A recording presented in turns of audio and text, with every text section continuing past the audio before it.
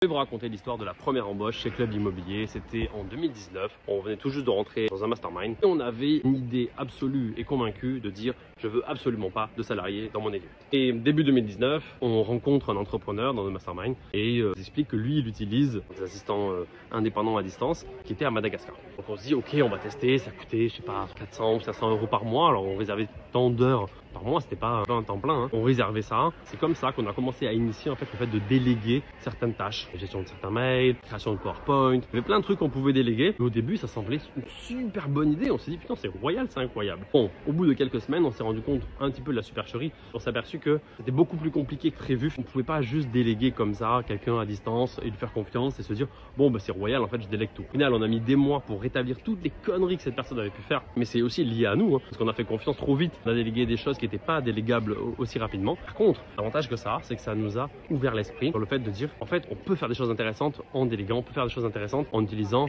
un salarié par exemple. Et donc c'est pour ça que la même année, quelques mois après, on a embauché notre premier puis notre deuxième salarié et puis à la fin de l'année 2019, on avait 4 ou 5 salariés déjà sur l'entreprise Club Immobilier parce qu'on avait compris, ça nous avait débloqué le cerveau, comprendre qu'il y avait un intérêt important, qu'en fait on n'allait pas perdre forcément énormément en liberté en prenant des équipes avec nous. Donc voilà l'histoire de comment on a embauché notre premier salarié.